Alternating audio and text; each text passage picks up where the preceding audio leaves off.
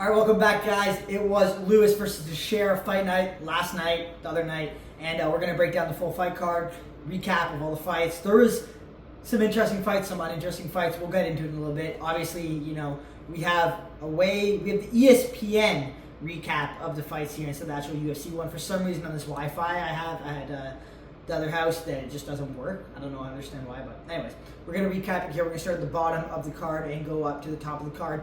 Obviously, there's some controversy in the first fight, or the main event of the fight, and some controversy in a couple other fights. For the most part, this was a pretty bad card.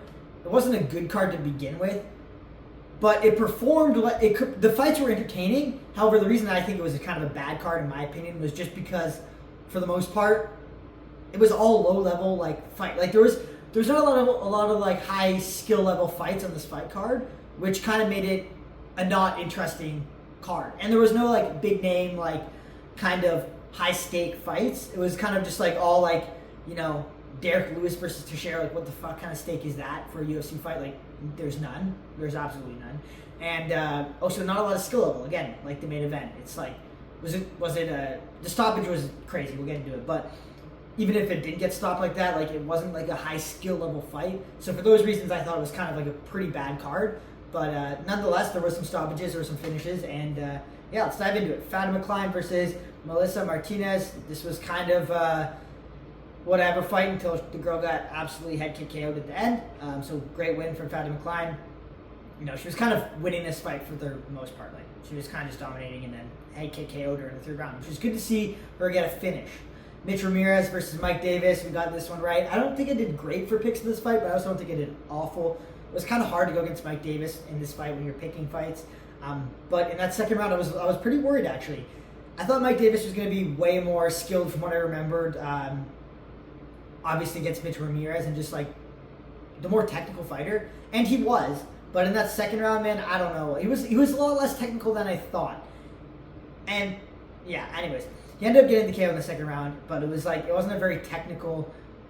His striking looked less technical than I thought. His whole fight game looked less technical than I thought it was, or I remember would be coming to this fight. He looked, first round he looked good. He was definitely winning, but yeah, I don't know. Coming up until the KO in the second round, he was kind of getting his ass not kicked, but Mitch Ramirez was making a comeback, but Mitch Ramirez never looked like he. It was getting closer, but it wasn't yo, he's got a chance. It was just whatever. Anyways, we're speed running this card recap for the most part. Valter Walker came in and snatched up another heel hook. Predicting this fight, I was this motherfucker can't keep heel hooking everybody, and he absolutely did. I just remember his first fight. I can't remember if I picked Valter. I might have picked Valter. We'll have to go back and look. But coming into this fight, I was thinking I always think of Valter Walker's first fight in the UFC, and I'm dude, he's so trash. But he looked a lot better in his second fight, and that was kind of why I was leaning towards him a little bit when I was thinking about this fight. But I really didn't expect him to heel hook Kennedy Nzechukwu, if I'm saying that right, Nzechukwu, that well. His submission, first of all, like I said, heel hooks on big fat guys and heavyweight, they actually kind of work because they're so unathletic that they can't really get out of the position and just smash you from top. A lot of times when you heel hook somebody in a lower division, especially in MMA, they're flexible enough, they have good enough mobility, they also understand what's going on enough where you're going to get punched in the face multiple times trying to finish a heel hook. Heavyweight, that doesn't really happen. And also, who the fuck is a heavyweight trains jiu-jitsu at that level where they're practicing heel hooks all the time, especially an MMA fighter? Jiu-jitsu, of course, a lot of the bigger jiu-jitsu guys, they understand what a heel hook is, they're pretty diverse in it. But in MMA, they have so many different things to think about, and most of them don't train that much. Most of them aren't even in shape to train, a couple classes a day. So they're not going to boxing, then jiu-jitsu in the afternoon. They're probably just doing one class and calling it a day. So they're not really good at defending heel hooks. And not that there was any defense for this heel hook, to be honest, because Valter Walker, it wasn't a sloppy heel hook. It was a very, very good entry into the heel hook. He had the back. It was a very sneaky entry into the heel hook. And by the time he grabbed the heel, it was locked up. But the thing about Valter Walker that he did really well, first of all, he has 3 different entries, if we wouldn't shut up about it. But he has 3 different entries into his heel hook. But his technique was very, very crisp. it wasn't slow. It wasn't like missing steps. It was like he did that technique from the back to the heel hook as like good as you could do it, as smooth as you could do it, and it wasn't loose. Like once he went for it, he got into the position and he grabbed that heel, like it was tight, and he cranked on it immediately. And Kennedy kind of I don't know whether it's a panic tack or like panic tap. Ugh, one of those days. Panic tap or it was actually that tight, but once Valter started twisting on it, like Kennedy tapped immediately. So great win for Valter Walker. Do I think he's ready for like the highest level in the heavyweight division? No, but I think he's definitely ready for a good step up. I don't think, and I think Kennedy was a step up for him, but I don't think he's going to heel hook. Obviously, Tom Aspinall's only lost this by heel hook, but I think Tom Aspinall knows better than that by now. I don't think he's going to like heel hook Cyril Gahn, those guys. I don't think he's striking and grappling entries and stuff like that are good enough to get into a position to do that to some of the best heavyweights, but I do think that he can do it to a lot of heavyweights. And I think having a heel hook submission specialist or being a heel hook submission specialist is going to do really good in heavyweight. The problem is, can you get there without getting knocked out, and can you find other ways to take people down or to grab a heel? He did a really good job. It was a good fight, and he's entertaining as well. So Loron the Frog Murphy, brother, she's a marauder, and she got her ass kicked, bro. Yeah, I don't know. She's old. She's had a lot of fights. She was never great, but she was okay. It was just one of those fights where it's like Edward Morris probably better. Well, is better. She was better, and I don't know. She just kind of beat up Loron Murphy for 3 rounds. She won every round. So, anyways, good win from Eduardo Mora, but like not a wow win. This was a wow win. Jake Matthews, I picked Chitty coming into this fight. I think a lot of people did. Jake Matthews looked really good. I always underestimate how good Jake Matthews is because there's moments he looks sloppy, but he looked good. His striking looked good, and his grappling has always been pretty good. His grappling looked great in this fight. I think Chitty made a couple of mistakes, obviously standing up in that position instead of defending. When Jake Matthews had a full-on like rear naked choke was another one, and he was fighting the hands really well, but he wasn't pushing Jake Matthews' arm above his chin. So he's fighting the hands, but he was also letting Jake Matthews sink in the choke underneath his chin. I think when he was fighting the hands, and there was only because for a lot of the time, I believe it was this fight. Maybe I'm thinking of it wrong, but I believe it's this fight. Chitty had the neck, Jake Matthews had the neck, and he was trying to choke him, but he only had one arm. And he was trying to choke him with one arm, which you can do, but like for the most part, it's not always going to happen. And Chitty was fighting the hands well, but he wasn't trying to get lift the arm above his chin and work it up. He was just fighting the hands so that he couldn't get the second hand, but he let him sink it in like really deep underneath his neck. And then once Jake Matthews had it deep underneath his neck, he was able to squeeze enough, and then he was working on a short choke, and then he was able to just cinch it up. And great stuff. Anyways, it was a kind of like a highlight performance for Jake Matthews, and I think in a dangerous fight like this fight against Chitty would have been a fight where if he didn't get this position this early on and get a sub, I think he was in for a beating on the feet, kind of like we predicted. Max Griffin versus Chris Curtis. I said coming into this, Chris Curtis is probably going to win, but I don't think Chris Curtis is that good. And that's exactly what we saw. I don't think Chris Curtis is that good. He's walking, every time he steps in the cage, he's so plotty. His footwork is not good. He's stepping over his feet all the time. And instead of cutting people off, he just kind of walks across and walks back. He did a little bit of cutting off in this fight. But it was more just I forgot how bad Max Griffin was. I thought it might have been a bit closer fight, but I was watching Max Griffin, and you see him and you think he's a pretty athletic guy, and then he starts moving around and he takes a step and he's shaking, his knees are wobbling and stuff like that, and you're like, wait a second, has this guy ever ran or walked around anywhere effective? Anyways, both these guys have bad footwork. Max Griffin looked okay, but for the most part, Chris Curtis was just the guy coming forward, the guy doing a bit better in the boxing, and the guy throwing more and outlanding him. And you can see 71-60 total strikes. It wasn't a crazy. Again, Chris Curtis. People like Anshawn Strickland, they come from the same camp, they kind of fight the same, but they kind of plod and walk after you, and it's they don't throw high output, they don't Chris Curtis throws shots that hurt you like a lot of time, but I don't think people are talking about how good Chris Curtis's boxing is. He's leaning like this, his head off to the side. He's getting his head offline, but by literally being super unathletic, out of position, throwing wild hooks for the most part. Like, it's not crisp, clean. It's not like you don't look at Chris Curtis saying he has great boxing and think he looks like Ilia Topuria. He doesn't. Like, his boxing isn't that good. It's just his best, the thing he's good at. Like, it's pretty mid, to be honest. Anyways, I don't know. I like Chris Curtis as a fighter. I think he's an entertaining fighter. I just don't think he's a very skilled fighter, and I think he's definitely later in his career now at this point. He's had some good fights, and he's had some high-level fights against good competition that he's won. It's just, I don't know, watching this, I was like, man, he doesn't quite have it. He got a split decision, so that tells you anything. Tacos, buddy. Junior Taffa. Junior Taffa's got abs, man. He's going to kick everybody's ass. He's not good enough to kick Tuco Taco's ass, man. Junior Taffa he's got okay striking talent, and kind of a natural striking talent, but again, he's out of shape. He's in better shape. Good for him for this fight, but he's going down a weight class. So yeah, he was out of shape at heavyweight, but he fit in. Now he's a little bit in shape, but he's down a weight class, and the guys are just better. They're just way better. So I don't know. I thought this would be a hard fight for him to win, and he kind of just got grapple fucked in this fight.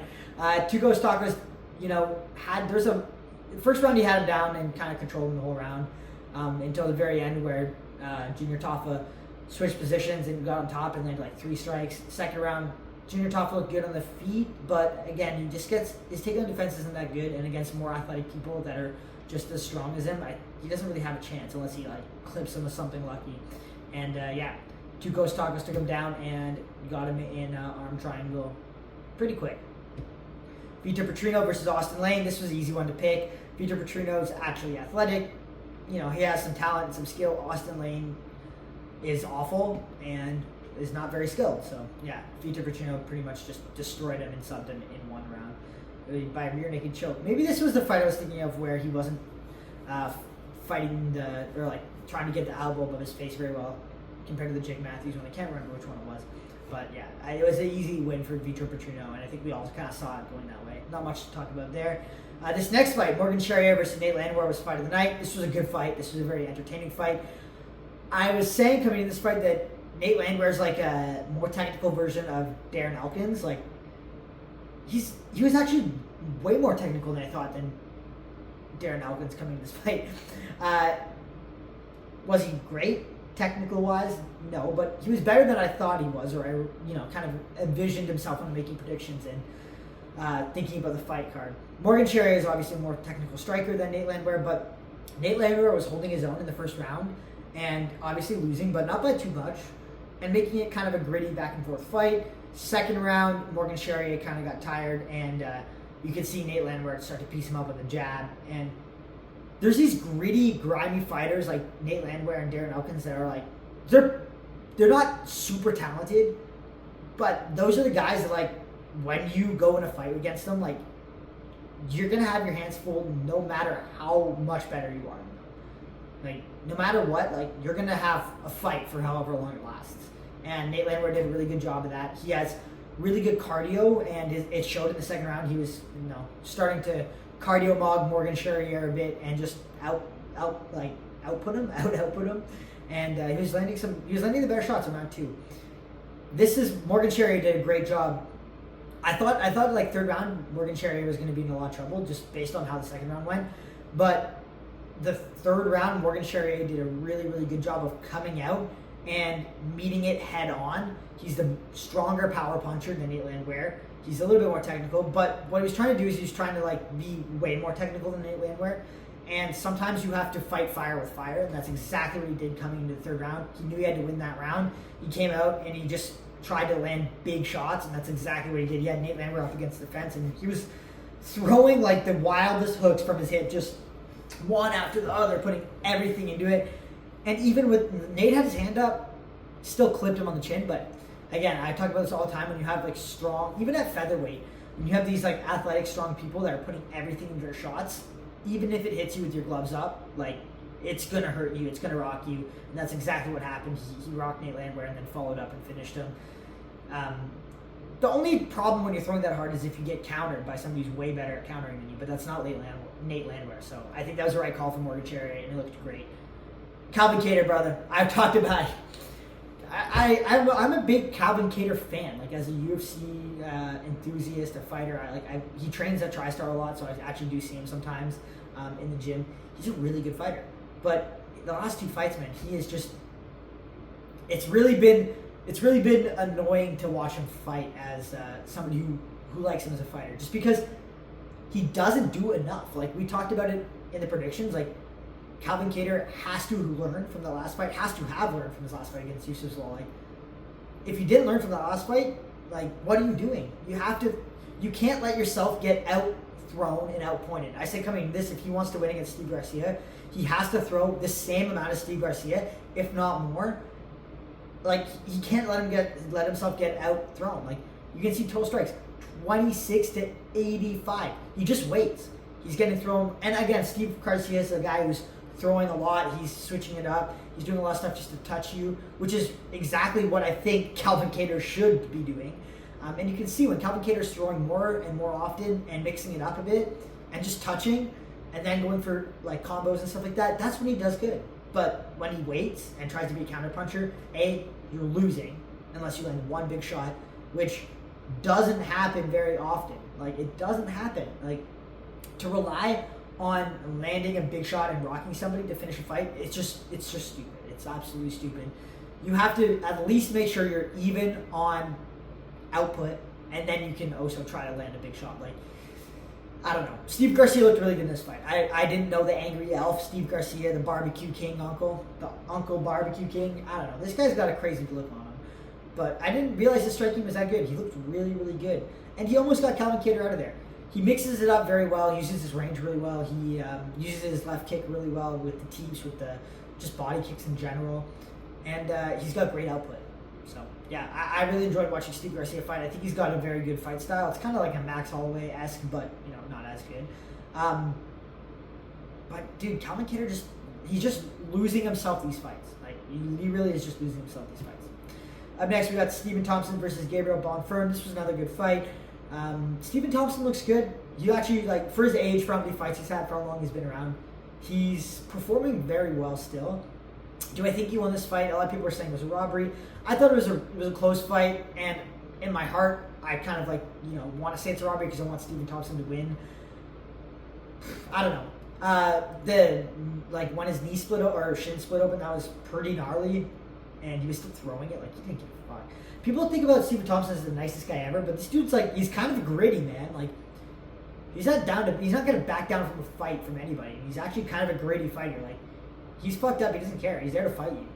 And he did a really good job. I think he rocked Gabriel Bonfirm with a really nice head kick. He lost the first round. He won the second round. And then it was the third round is okay, who's going to... Steven has to win this one. And he was winning the striking, but not by very much. It wasn't, enough to hold the rest of the round. It was, the striking was very 50-50, maybe 55-45 for Stephen Thompson %. And Gabriel Bonfirm then just kind of clinched him up against the fence, and he wasn't able to do anything. Stephen Thompson's takedown defense and cage work and stuff like that is really good.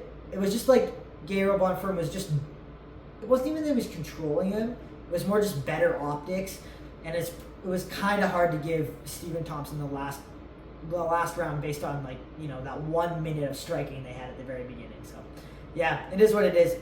Stephen Thompson. I would like to see Stephen Thompson win or get a head kick KO. He did clip him, Gabriel Bonfirm, in the third round with a head kick, but didn't hurt Gabriel, and he just went for the takedown anyways. So yeah, Derrick Lewis versus Talison and Sher. Derrick Lewis looked good. I had Derrick Lewis winning this fight. He didn't look good. What am I saying? There was no fight. It wasn't long enough for him to look good. It looked like his knees were about to buckle every time he stepped. I could see his knees just flexing under all the way to Derrick Lewis. But I forget how much power this guy has. He literally touches you and he drops you. Not that Talison Terara has looks like he's got the most best chin build ever. He's got this skinny little neck on this weird ass. He's got a weird body shape, man. But it doesn't look like he can take a punch. I know he can take a punch, but it doesn't look like it. But yeah, there wasn't very much done from Talison Sher. He threw a jab, kind of caught Derrick. Derrick said it he was faking the eye poke. I don't think he was, honestly. I think he was just like to say, it's Derrick Lewis. You can't believe anything that guy says. But then he literally just stepped into range and just was winging shots. Like, there was, people are going to talk about like how he's actually like got a lot of skill. There was no skill in like, okay, I know Derrick Lewis stepped forward and pressured Talison and threw a big overhand. That was like, there was so much luck involved in that for that to catch him. Like, this much. It was like an inch that just touched Talison to Sher. And I mean, with Derrick Lewis, you can kind of just throw wildly and hope that something lands, because if it does, they usually go down. I didn't think it was a very skilled performance for Derrick Lewis, obviously, but nonetheless, I think it was a good win. Was it an early stoppage? Probably, yeah. But I don't know, like the way the fight started, or the way that like he rocked Talison and like landed some good ground and pound. I don't think Talison to Sher could have came back from it, but I don't think he probably would have.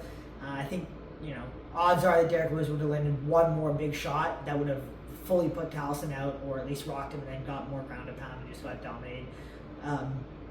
Which I didn't see. I thought it was going to be a very close fight. I didn't think Derrick Lewis would do this early on in the fight. But it is what it is. It was great. It was a great win from Derrick Lewis to see him like at home and just like was it at home? Yeah, I guess it was at home. But just in front of the crowd, like he's dropping his drawers. He's a very good entertainer. He's a funny guy. He's like a shy, like funny, but like just also like kind of weird, but also entertaining dude in the sport and in the division. And I mean, imagine if Talison to Sher would have won. It would have been so fucking boring. So good thing Derrick Lewis won. And it was a nice shot that landed. I think there was a lot of luck involved, but I mean, he did land the shot, so that's all you kind of got to say about it. So yeah. Anyways, I hope you guys enjoyed this fight breakdown. That's all from me. I'll see you in the next one. Deuces. We got Max Holloway versus Poirier coming up this week, so that's going to be fun. That's going to be really good. This fight card looks really, really sick, so I'm excited to break that down and give you guys my predictions. Deuces.